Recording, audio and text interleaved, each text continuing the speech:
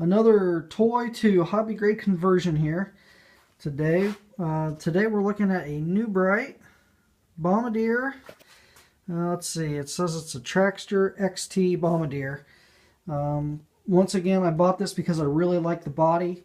I thought it'd be really cool to maybe convert it, just take the body and put it on something else, which I could do at some point. But, you know, I thought first I had some extra parts laying around. I thought I would try to make this thing run on hobby grade electronics just to see what it was like. This is rather large. I don't know this. I'm just by kind of looking at it. It looks like it's maybe 1/4 scale to 1/5 scale. It's rather large. You can see here's my hand. It's just rather big for a toy grade four-wheeler. It's pretty good size. So I'll start with the receiver or the transmitter that I hooked this up to. Traxxas TQI 2.4 gig. It's the TQI for the top qualifier. A little bit fancier than just a very simple 2-channel radio.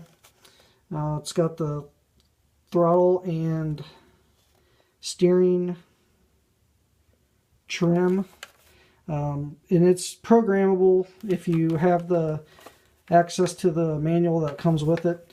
I'm just using it as, you know, for the simple steering trim, that kind of thing.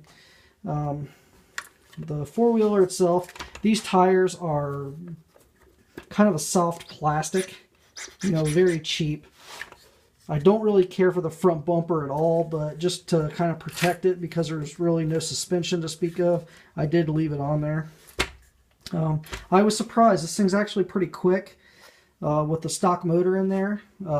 Plenty fast enough to have some fun with it. It's powerful enough to go through grass, which is nice. You can kind of take it wherever you want, so that's really cool.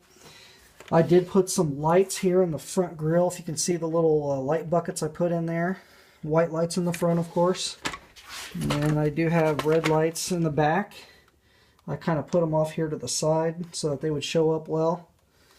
Well, while I'm back here, the ESC I'm using is the Traxxas XL5. Very much overkill for this little RC, but it's what I had at the time, so that's what I put on there. It is waterproof. It is low voltage cutoff for LIPO batteries. So I've run two S or 2-cell LIPOs on this RC, and it runs okay on it. I did burn up the first motor, so I had another motor I threw in there. And, you know, it's not designed for it. It's not designed for that much, you know, voltage at that, with the discharge rate that I'm running through it. So yeah, you're going to expect some problems, but it's fun. Kind of show you under the lid here what we got going on. I have the light kit installed on the bottom of the battery. And I have it connected through a servo extension, so I can unplug the lid, get the body off of here if I want to, and get it out of the way so I can work on the rig. The steering setup I have down here, I have the servo mounted upside down. It's kind of hard to see. Basically, you can't really see it down there, but the steering servo coming off of the servo horn is connected directly to the steering link that runs between the two tires that was stock.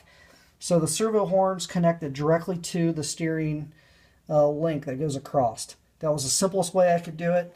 It works just fine. I did trim out some of the stock plastic so that I could get a better turning radius.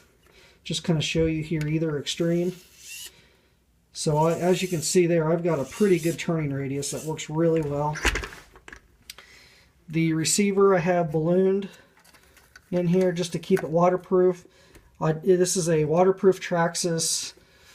I believe this is a 2075 waterproof servo. So I waterproof this with just a balloon.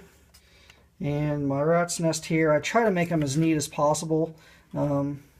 I don't really like to, I don't mind soldering, I can solder just fine, but I'd rather just bundle it up a little bit, put some zip ties on it, and bury it underneath the body. So that's what I did. The receiver, I decided to mount it on the back here. and I just kind of zip tied it to the rear axle. It just seemed like the best place to put it. I looked to put it several other places, but it's out of the way back here. It doesn't interfere with the body at all, and I kind of like it. It leaves it outside of the body, that way cooling's a little better. So that's what I got going on with this one. Hopefully I'll have a running video of this up soon. Like I said, I did replace the motor, so this is the second motor I've been through, and the gears are starting to get a little chattery, so I don't know how much longer this one's going to last, but I will try to get a running video of this before I disassemble it and get rid of the chassis. So hopefully I can do that here soon. If you have any questions, just ask, like, comment, subscribe, and thanks for watching.